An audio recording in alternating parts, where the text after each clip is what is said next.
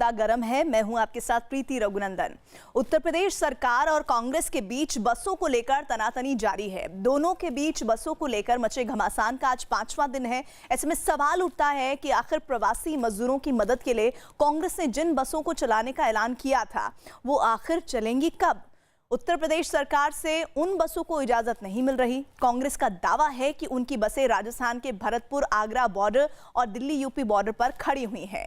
और इसी मुद्दे पर हम बातचीत करने के लिए जुड़ रहे हैं। प्रियंका कांडपाल हमारी सहयोगी हैं, साथ ही उनके साथ कांग्रेस पार्टी के कद्दावर नेता राजीव शुक्ला जुड़े हुए हैं। फिलहाल बताइए स्थिति क्या है, कांग्रेस पार्टी का अगला टेक क्या है? प्रियंका जी बिल्कुल, फिलहाल अगर आपको स्थिति दिखाएं तो आपको दिखाएंगे कि यहाँ हर तरफ आपको बसेस ही नजर आ रही हैं। कुछ बसेस थी जो सुबह बॉर्डर की तरफ जा रही थी, उनको नोएडा पुलिस ने वापस कर दिया है। तो अब फिलहाल दोनों तरफ जो है बसेस ही बसेस नजर आ रही हैं। यहाँ पर कई कांग्रेस के जो नेता हैं वो भी पहुंचे हुए हैं। दिल्ली प्रदेश कांग्रेस अध्यक्ष अनिल चौधरी यहाँ पर हैं, सुष्मिता देव भी नजर आ रही हैं।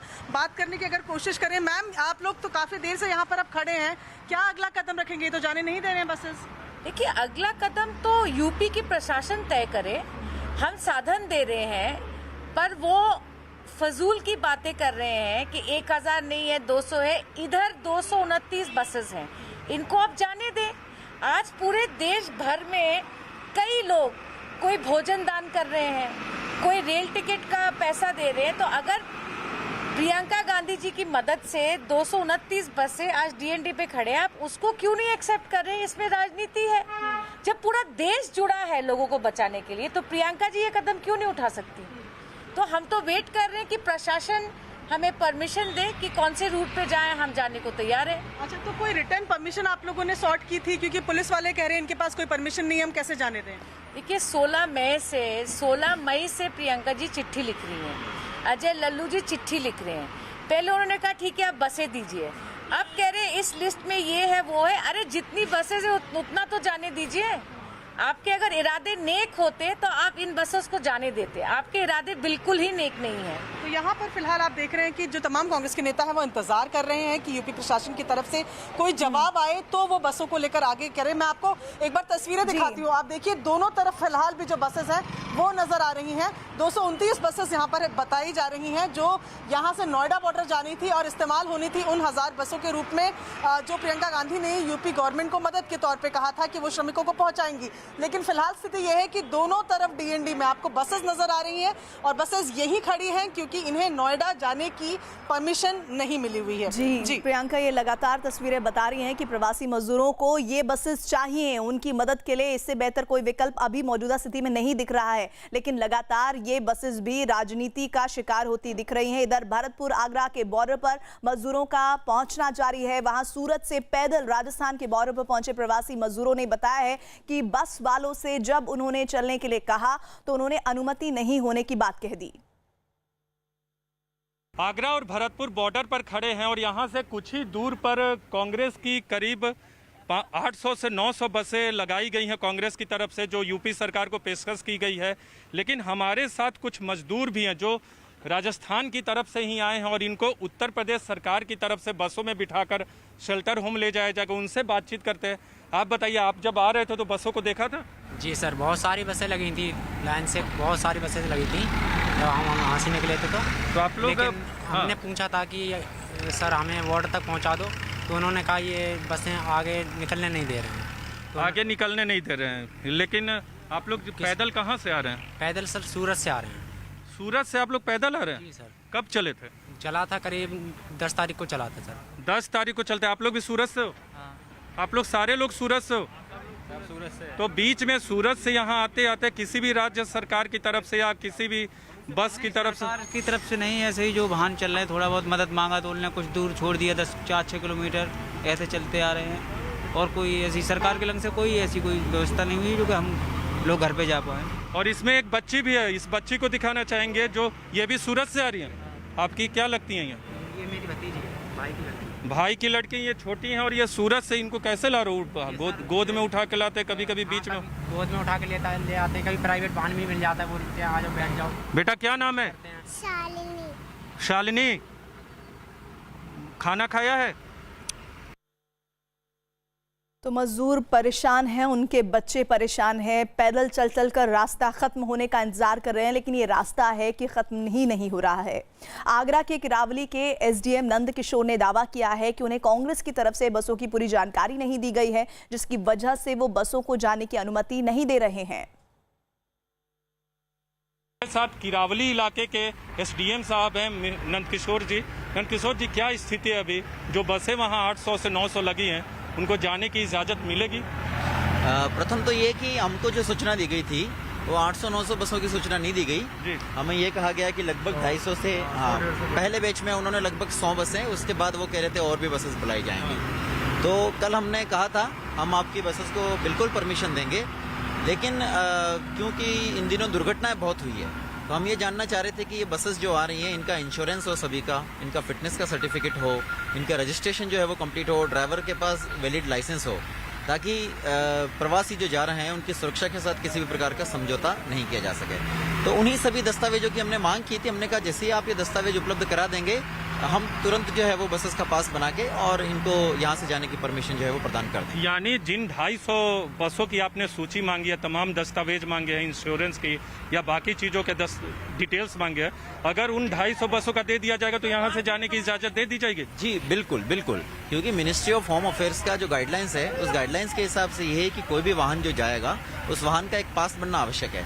लेकिन वाहन का पास बनाने के लिए उस वाहन जो है वो सड़क पर चलने के लिए सुरक्षित है कि नहीं, उसका हमको पूरा का पूरा एक रिव्यू करना पड़ता है, क्योंकि हम लोगों की जान को इसी प्रकार से जोखिम में नहीं डाल सकते। लेकिन और इस सारे सियासी घमासान के बीच मजदूरों के लिए बसों के मुद्दे पर रायबरेली से कांग्रेस विधायक अदिति सिंह ने अपनी ही पार्टी को निशाने पर लिया। उन्होंने ट्वीट किया, कोटा में जब यूपी के हजारों बच्चे फंसे थे तब कहां थी ये तथाकथित बसें? तब कांग्रेस सरकार इन बच्चों को घर तक तो छोड़िए बॉर्डर तक न छोड़ पाई। तब श्री योगी आदित्यनाथ जी ने रातों रात बसें लगाकर इन बच्चों को घर पहुंचाया। खुद राजस्थान के सीएम ने भी इसकी तारीफ की थी। आपदा के वक्त में ऐसी निम्न सियासत की क्या जरूरत? 1000 बसों की सूची भेजी, उसमें भी आधी से ज्यादा बसों का फर्जीवाड़ा, 297 कबाड़ बसें, 98 ऑटो रिक्शा और एम्बुलेंस जैसी गाड़ियां, 68 वाहन बिना कागजात के। ये कैसा क्रूर मजाक है? अब बसें अगर थीं तो राजस्थान, पंजाब, महाराष्ट्र में क्यों नहीं लगाई गई? राजस्थान परिवहन की बहुत सारी उनमें लिखा हुआ है साफ साफ कि राजस्थान परिवहन की विभाग की बसें हैं। बेशक बहुत ही प्राइवेट भी होंगी, आई एम श्योर, पर आप किसी और प्रदेश के जहां आपको मैंडेट दी गई है बाय द जनता, आप उनके जो साधन हैं, उनके जो रिसोर्सेज हैं, उसी प्रदेश में यूज़ करें। और यदि आपको लाना ही था यूपी, जैसे आपने देखा होगा माननीय मुख्यमंत्री जी ने भी राजस्थान से बहुत सारे कोटा से बहुत बच्चों को वो लाए थे, तो ड्यू प्रोटोकॉल से पहले परमिशन ली गई, फिर बसेस को भेजा गया। फिर ये होती है मतलब स्वच्छ और अच्छी राजनीति। अब नहीं लगता है प्रोटोकॉल है। अगर आप ऐसे बस इतनी बसेस खड़ा करके और फिर गलत सूची देके आप कंफ्यूजन क्रिएट कर रहे हैं। आपको लग रहा है कि और इस वक्त हमारे साथ खास मेहमान भी जुड़ रहे हैं। बीजेपी से विजय सुनकर शास्त्री जुड़ रहे हैं, हमारे सहयोगी प्रियंका कांडपाल तो हमारे साथ हैं ही, साथ ही कांग्रेस पार्टी से भी हमारे साथ खास मेहमान जुड़ी हुई हैं अर्चना शर्मा। अर्चना शर्मा जी, सीधा सवाल, अभी आपने अपने एमएलए को सुना, अदिति जी को, वो कह रही हैं कि भाई आपको एफर्ट करना था तो कांग्रेस शासित जो राज्य हैं वहां कर लेते, यहाँ चूंकि आप सत्ता से कोसों दूर हैं तो सिर्फ सियासत चमकाने के लिए कवायद की जा रही है। देखिए, मैं समझती हूँ जिस भावना से उन्होंने कहा है उस भावना में कुछ ना कुछ ऐसा जो श्रमिकों के प्रति कोई सद्भावना नहीं झलका। और हम लोग हर राज्य में फैसिलिटेट कर रहे हैं श्रमिकों के मूवमेंट को। और शायद अदिति जी को पता नहीं है कि जो यहाँ के मुख्यमंत्री राजस्थान के अशोक गहलोत जी, उन्होंने प्रधानमंत्री जी को सबसे पहले एडवाइस दी थी लॉकडाउन फर्स्ट के दौरान ही वीसी में कि हमें जल्द से जल्द इन श्रमिकों के मूवमेंट की व्यवस्था करनी चाहिए, इन्हें इनके गंतव्य तक पहुंचाना चाहिए। और बिलेटेड रिस्पांस तो आया, लेकिन आया भी ऐसा कि सैलाब का सैलाब हाईवेज पर है और यदि श्रमिकों को उनके घर तक पहुंचाने की कवायद की जा रही है, उस पर कैसी सियासत कर रहे हैं मुझे समझ नहीं आ रहा। अपने राज्य के नागरिकों को अपने बॉर्डर पर रोककर और उनके साथ इस तरह का मजाक करें और फिर ऐसा ट्वीट करके आप हम पर प्रश्न खड़े करना चाहते हैं। और जहां तक उत्तर प्रदेश के छात्रों की बात थी कोटा से, तो उनका पूरा ध्यान रखा गया, कम्युनिटी किचन्स थे वहां पर, उनके रहन सहन की पूरी व्यवस्था थी, उनका मेडिकल चेकअप हुआ। और उन पर कोई साइकोलॉजिकल दबाव नहीं बने, तो पूरे मंतव्य के साथ, पूरी व्यवस्थाओं के साथ उनको वहां भेजने की व्यवस्था की गई। अब आपने खुद ने दिखाया कि सूरत गुजरात से लोग आ रहे हैं। गुजरात में किसकी सरकार है? भारतीय जनता पार्टी की। उत्तर प्रदेश में अर्चना भारतीय जी, जनता पार्टी की जब सरकार है। कोटा पैदल से चलकर छात्र पड़ रहा आना है। चाहते ये थे तो उनके मजाक आने का बंदोबस्त होना चाहिए था ना। इसी तरह बसेज आप कोटा में बच्चों के लिए लगा देते। बहरहाल इस बीच दिल्ली कांग्रेस ने भी दावा किया है कि उनकी तरफ से 200 गाड़ियों का इंतजाम किया गया है, जो यूपी प्रशासन को सौंपने की तैयारी हो रही है।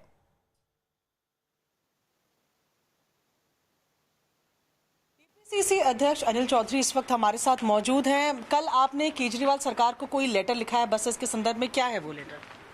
बिल्कुल 2 दिन हो गए हमने लेटर लिखा है। जिस तरह से प्रियंका गांधी जी ने यूपी की मदद के लिए योगी साहब को पत्र लिखा कि आप यदि इस तरह की बसेज नहीं है तो हम वो प्रोवाइड करा देते हैं। श्रमिक परेशान हैं, सड़कों पर हैं, पैरों में छाले पड़ रहे हैं, लोग बहुत उनका कष्ट नहीं देख पा रहे हैं। ऐसा निरंतर मैं तकरीबन 4 पत्र पहले भी लिखा हूँ, उसमें हमने श्रमिकों की इनको लिस्ट भी दी है। एक जरूर इनका एक वेलफेयर ऑफिसर आकर के हमसे जरूर एक बार संपर्क किया, जब लगातार हम इनको चिट्ठियां लिख रहे थे तो कहीं ना कहीं फॉर्मेलिटी करके इन्होंने छोड़ दिया कि भाई हमारा ऑफिसर जाके मिल लिया, लेकिन आज तक ना उस पर कुछ कार्रवाई हुई, ये नहीं बताया गया कितने लोग उसमें से भेज दिए गए।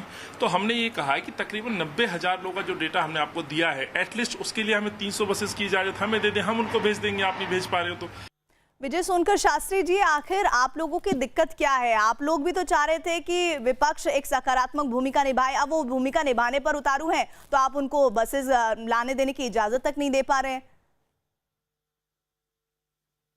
आप ही बताइए, क्या स्कूटर पर श्रमिकों को भेजा जा सकता है? क्या एम्बुलेंस पर या ऑटो रिक्शा पर? देखिए, ये बड़ी अजीब सी बात है। राजीव गांधी कहते थे हम 1 रुपया भेजते हैं तो 15 पैसे पहुंचते हैं। ऐसे ही प्रियंका जी ने बस भेजा और ऑटो रिक्शा पहुंचा। यही है इन लोगों का पूरा नटसेल में पूरी पैतृक जो राजनीति। ये लोग हमेशा भ्रष्टाचार और झूठ फरेब की राजनीति करते रहे हैं और वही इनका आज तक दिखाई दे रहा है। इनके सांसद, इनके विधायक खुद कह रही हैं दीदी सिंह, रखो झूठ आप सोशल मीडिया पे चलाते हो और उसका प्रचार करते हो। थोड़ी संवेदनाएं रखो, मर रहे सड़कों पर, उनके बच्चों पर दया करो। आप बीच में जो बोल रही हैं आपका उतावलापन समझ में आ रहा है। कौन सी एम्बुलेंस, कौन से स्कूटर? आपका उतावलापन, जब आपके नेता झूठ बोलते हुए पकड़े जाते हैं तो कांग्रेसी लोग ऐसे ही उतावले होने लगते हैं और बीच में कूदने लगते हैं। किया जाना चाहिए, आप इनको मना कीजिए। मैं वो साधारण कोई जवाब तो कीजिए अर्चना जी। अर्चना जी, देखिए, चर्चा का मकसद है कि किसी निष्कर्ष पर पहुंचा जाए। अगर आप ओवरलैपिंग करेंगी तो फायदा नहीं है। हम पहले सुन लेते हैं ना कि क्या कह रहे हैं विजय सोनकर शास्त्री जी, बोलिए। देखिए, यही उतावलापन है कांग्रेस के लोगों का। यही, जब आज देश के श्रमिक क्या है इनको पता भी है, इनके नेताओं को। वो भारतीय अर्थव्यवस्था की रीढ़ है। आपको पता है उत्तर प्रदेश में लेबर लॉ सस्पेंड कर दिया आपने? आपको पता है श्रमिक क्या होता है? बुनियाद है। फिर बोल रही हैं, ऐसे ये बोलेंगे इतना घटिया, ये लोग तो नहीं होगा, इनको पता भी नहीं है क्या है। ऐसे नहीं होता है भाई। विजय सोनकर शास्त्री जी, मैं सुनिए मेरी बात। एक मिनट अर्चना जी, प्लीज रुक जाइए। अर्चना जी, ऐसे दखलंदाजी मत कीजिए किसी को बोलते हुए। कोई बात नहीं समझ आती है, फिर दर्शक आप ही लोगों को बाद में बोलेंगे कि आप लोग क्या बोलते हैं, नहीं बोलते हैं, समझ ही नहीं आता है। समस्या के समाधान की तरफ बढ़ना चाहिए। विजय सोनकर शास्त्री जी, विजय सोनकर शास्त्री जी, प्लीज आप मेरी बात सुन लीजिए, फिर जवाब दीजिएगा। सर, मुझे ये बता दीजिए कि ऑटो में, चलिए मैं मानती हूँ कि 40-50 लोग नहीं आएंगे, लेकिन 3 लोग तो आएंगे। मैं आपसे सीधे सवाल ये पूछ रही हूँ कि भाई आपको तकलीफ क्या है कि भाई ये चीजें हो जाएं तो हम बसेस आने देंगे, ये बताइए आप। उसमें ऑटो रिक्शा भी मान लेते हैं, चलिए ऑटो रिक्शा को भी आने दीजिएगा आप।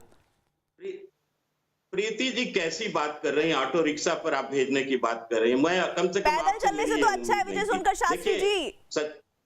सच देखिए, मैं समझ रहा हूं उनके दर्द को, मैं समझ रहा हूं सारी चीजें, और हम लोग भी उसी वर्ग के हैं। हम लोग ऐसा नहीं अभिजात वर्ग के हैं या वो बस देना चाहते हैं तो कांग्रेस की बसों के लिए उत्तर दिया था कि आप दीजिए।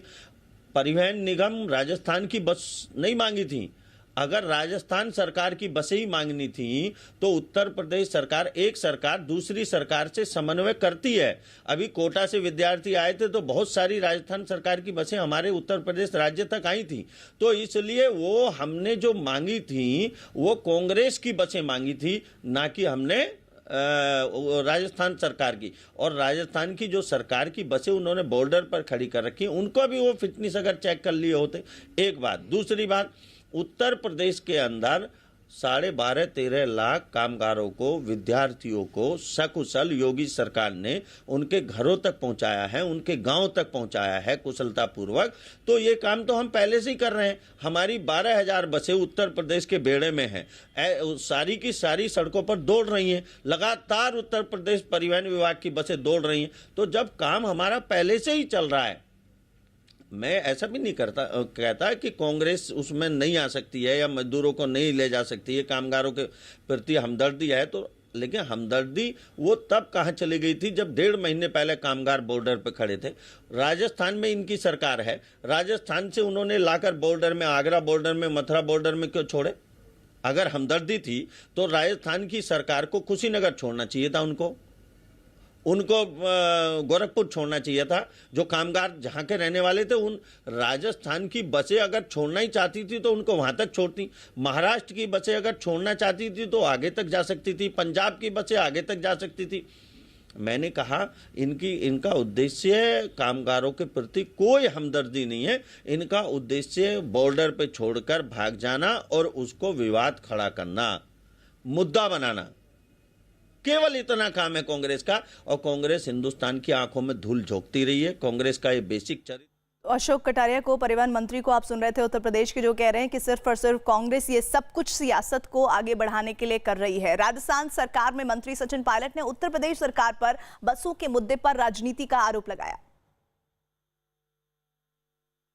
मुझे बड़ा खेद है कि यूपी सरकार बार बार बसों का पहले अलाउ नहीं कर रही है, फिर कहती है इन बसों को आप लखनऊ भेजिए, फिर कहती है बसों का रजिस्ट्रेशन ख़राब है। और हम रोज़ देखते हैं टेलीविज़न में लोग ट्रकों में कंटेनर्स के अंदर छुप छुप कर आ रहे हैं, उनको परमिशन है क्या? तो ये मानवीयता के आधार पर केंद्र सरकार को और विशेष रूप से यूपी सरकार को परमिशन देनी चाहिए। और जो हम लोग एज अ पॉलिटिकल पार्टी कर रहे हैं उसमें सब लोगों का सहयोग लेकर कर रहे हैं, तो उसका स्वागत करना चाहिए। विजय सोनकर शास्त्री जी, अभी आप सचिन पायलट को सुन रहे थे, साथ ही में अशोक कटारिया का वो बयान भी जिसमें वो कह रहे हैं कि बॉर्डर पर ही छोड़कर कांग्रेस के लोग भाग जाएंगे। ये कहां से आप लोगों को इन्फॉर्मेशन मिल रही है कि वो वाकई में सियासत के लिए ही कर रहे हैं सब कुछ? अरे ये तो बिल्कुल आप लोग दिखला रहे हो, पूरा देश दिखला रहा है, पूरी मीडिया दिखला रही है कि किस तरह से सियासत हो रहा है। ये आप बताओ ना, महाराष्ट्र की इतनी सीरियस स्थिति क्यों हो गई, राजस्थान की इतनी सीरियस स्थिति क्यों हो गई, उत्तर प्रदेश की सीरियस स्थिति क्यों नहीं हुई? जरा ये भी तो प्रश्न हो सकता है। तो देखिए, ये सब नहीं, मैं कुल मिलाकर के कोई सियासत की बात नहीं करना चाहता हूं। मैं इतना कहना चाहता हूं, अगर बसें आई हैं तो उनकी फिटनेस तो देखी जाएगी ना, वो सड़क पर चल पाएंगी कि नहीं चल पाएंगी। कल कोई हादसा हो जाए तो यही कांग्रेस के लोग कहेंगे कि हमने तो बसें दे दी, आप लोगों ने चेक क्यों नहीं किया? आप लोगों को फिटनेस करना चाहिए था ना। तो वो सारी चीजें हैं, और उसके बाद अगर फिटनेस में सब ठीक ठाक रहा, पेपर वगैरह ठीक रहा, तो उसको दिया जाएगा। नहीं तो वो अधिकारी भी तो जिम्मेदार होंगे जो इन बसों को लेकर के इसको लगाएंगे। शास्त्री जी, फिटनेस सर्टिफिकेट होना चाहिए बसेस का, लेकिन आप लोग जो कह रहे हैं कि पहले नोएडा, गाजियाबाद से बसेस लखनऊ जाएं, फिटनेस सर्टिफिकेट लें और फिर वापस नोएडा आए, ये कैसे मुमकिन है? खाली बसेस जाएंगी, वहां से आएंगी, लॉकडाउन वैसे ही चल रहा है।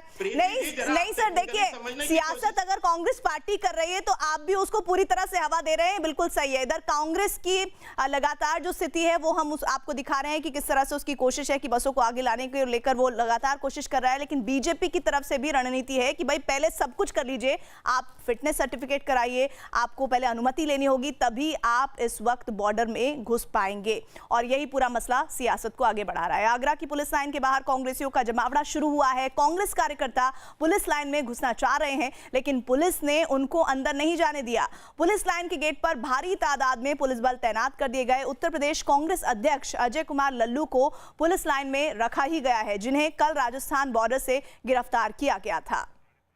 आरिफ हमारे साथ जुड़ रहे हैं। आरिफ, अभी इस गिरफ्तारी के बाद की स्थिति के बारे में बताइए जरा।